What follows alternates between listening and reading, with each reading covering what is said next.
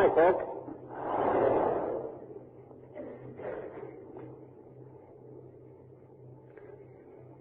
In AA, we have a principle. Let's live one day at a time. Tomorrow is gone. Today is here. And the future is not yet with us. And in that trite little statement, there is a great deal of wisdom. But like so many of our familiar cliches, it doesn't cover all the territory and can still leave us rather cockeyed on the subject of time. I make these few observations as a backdrop on talking a little about the traditions. For example, clearly, if a person is all the time in the past, whether with guilt, whether with remorse, or wishing for the good old days when he could drink like a gentleman, no progress at all is possible. And at best, he becomes a conservative who is against all change. On the other hand, if I live in today in a really absolute sense and forget about yesterday and think nothing about tomorrow, I become a creature of pure expediency. And you get nowhere. On the contrary, if I'm always pondering the future, I'm out of the reality of today. So that if you make these two fair divisions of time and label this one as good, the present, and the past is rather bad, and the future is not something to be concerned with, I think we're out of bounds.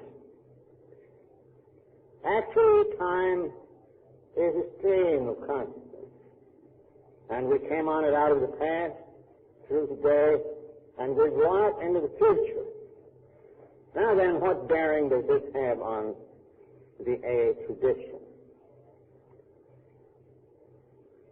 You know, at times we're apt to congratulate ourselves upon those traditions as though it were a list of our collective virtues about which we wish to brag. We say, oh yes, we put the common welfare first. Oh yes, we're a pure democracy. Oh yes, we have no punishments, no rules, no regulations, a beautiful benign anarchy in that sense. And we don't get complicated with endorsements or alliances. And we keep ourselves as collectively poor as possible so as to not get messed up with dull, filthy lucre. And we have no professional class. You know, plumbers can do as well as anybody with AA, only to the truth. We just don't need that. And so on. We go through this list as though we were reciting a list of virtues very singular to us. Well, I submit that's a rather dangerous and childish thing. Actually, these 12 traditions, which are before me here,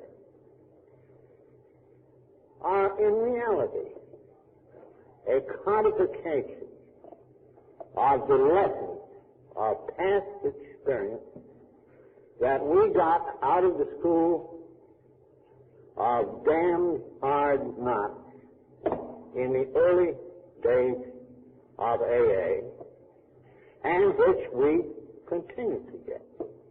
These are the lessons of experience. This list of hopeful do's and don'ts. Now then, I think about the origins of some of these traditions.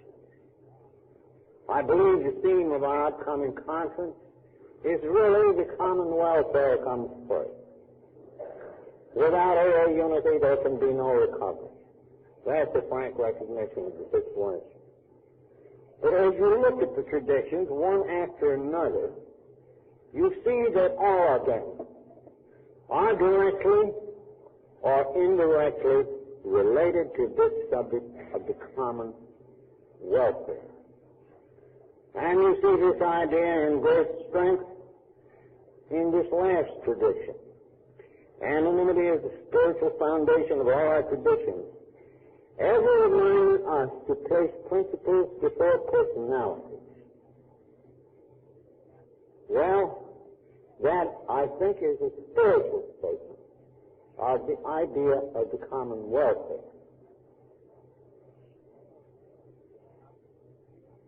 Take tradition 2. In the early days of AA, we weren't placing principles that had the personalities all the time. There wasn't any such thing as a group conscience. Dr. Bob and I were school teachers at start, and as our leadership gained in strength, we began to think very well of ourselves. And it was a very long time before we realized that those in position of leadership are biased by considerations of power, prestige, money, and the like.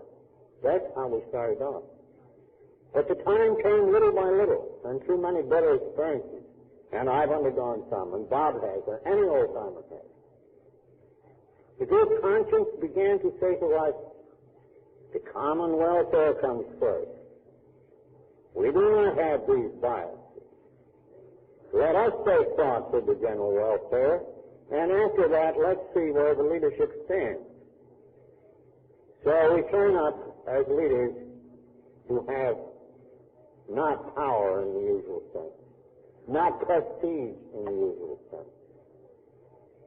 We turn up as genuine servants with the discretion from the group conscience to act with them. And that's our faith here. The general welfare comes first. Take another which may at first glance seem a little remote. At about year 2 of the Akron group, a poor devil came to Dr. Bob in a grievous state. He could qualify as an alcoholic all right. And then he said, Dr. Bob, I've got a real problem to pose you. I don't know if I could join AA because I'm sex deviant. Well, that had to go out to the group conscience. You know, up to then it was supposed that any society could say who was going to join it. And pretty soon, the group conscience began to seethe and boil, and it boiled over. And under no circumstances could we have such a power and such a disgrace among us, said a great man. And you know, right then our destiny hung on a razor edge over this single case. In other words, would there be rules that could exclude so-called undesirability? And that caused us in that time, and for quite a time, respecting this single case, to ponder what is the more important, the reputation that we shall have, what people shall think, or is it our character? And who are we, considering our record? Alcoholism is quite as unlovely. Who are we to deny a man his opportunity? Any man or woman. And finally, the day of resolution came. And a bunch were sitting in Dr. Bob's living room arguing what to do.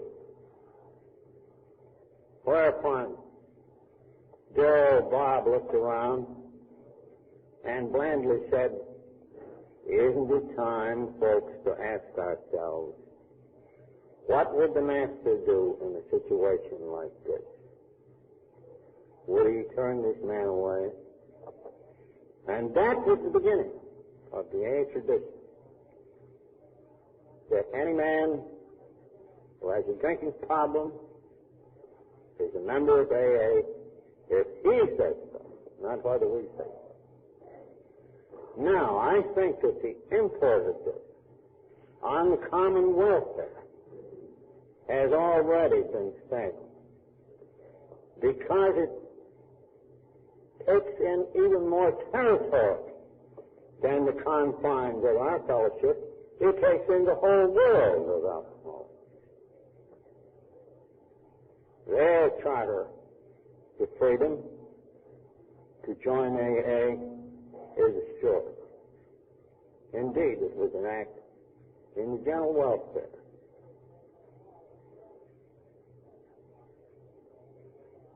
Then we got into, very naturally, into this question of how we were going to relate ourselves to other people in the field of endeavor. How are we going to relate ourselves to the public at large? And again, the same question. The public welfare, or the AA welfare, the general welfare. And we came up with the view that we had better stick to our lessons. We could offer our principles to the whole world and offer the whole world everything but AA's name, which we would like to have stand for certain principles. And this, you see, has served the general welfare. Now, there is a terrific amount of deviations, you see, all this time. Letters were pouring in after the Saturday Post piece into the office. And naturally, we were getting married through the microphone, through broken anonymity, to all sorts of enterprises, some good, some bad, some indifferent. So the lesson was born in. We're not criticizing endorsements in society around us, but we dare not give it. Not that we're afraid, this is such a truth. It's good sense, and we've already seen what's happened when we start to do this. And so it goes down through this whole list of traditions. In the early days, in public relations, the AA thought, well, I'll get myself on the radio. I got connected. I'll get my name and picture in the paper, like what everybody else does. But after a few had fallen on their faces after doing this, we began to see that it wasn't for us.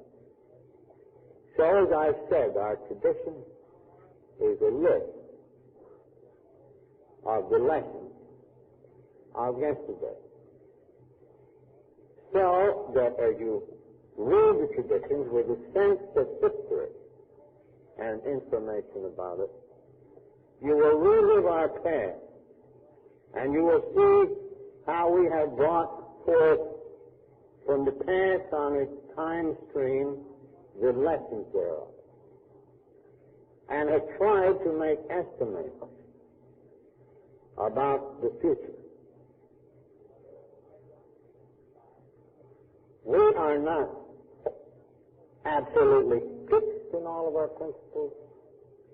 There is room to change. On the other hand, we shall not lightly cast away these hard-earned principles which bear on our unity, on our survival, on our growth under God's grace.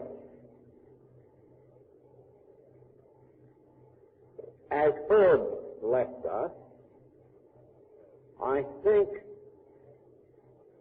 that we step out of one epoch into another. During his tenure, the last basic modification was made in our structure, the ratio change. in which we assume full responsibility as a fact for the conduct of our world affairs. This, perhaps, was the last great change in basics. And as I remarked this afternoon, or this afternoon session, I made the remark that now it is a question of preserving what we have, of improving its function. You can always improve its function. But I don't think I nailed that proposition down. I think I made it seem as though everything was going to be clear sailing from here out. And when Tommy Breen got up to keynote this thing, we have a keynoter now, you know, probably will ever after. I'm going to lose my job, I can see that. Anyway, Tom got up and he said, it's all very well that we have the stuff. It's very well that we have the tradition. It's very well that our functional structure seems adequate. But let us be vigilant. The problems and the difficulties of the future can actually be greater than those we have already survived. Let's not be pessimistic, but let's be realistic. This, in effect, was what he said. And after all, we are living in a most dangerous world. We are surrounded by behavior the exact opposite of that by which we must conform to survive. In other words, minorities are able to say, we are the most important. The general welfare has to wait upon us. And the world is going through these same cycles on what apparently, from a poor alcoholic's point of view, is one hell of a dry bender. A very, very dangerous one. So that life may, in the next 10 or 20 years, be a very dangerous one for each of us. It may be dangerous for our whole society. Certainly we have little to fear from religious schism. But let us never underestimate the vast forces which are tearing the world apart. Have you ever sat down and seriously thought what we'd do if we were driven underground?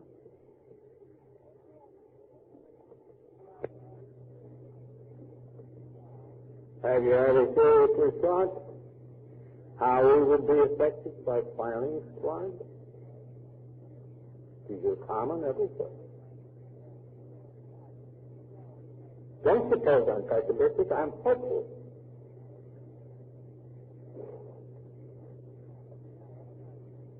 No, vigilance is going to be the price that we pay for unity.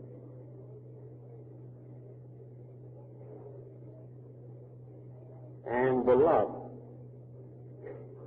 among us and for each other, that indeed, everything considered, passes all understanding.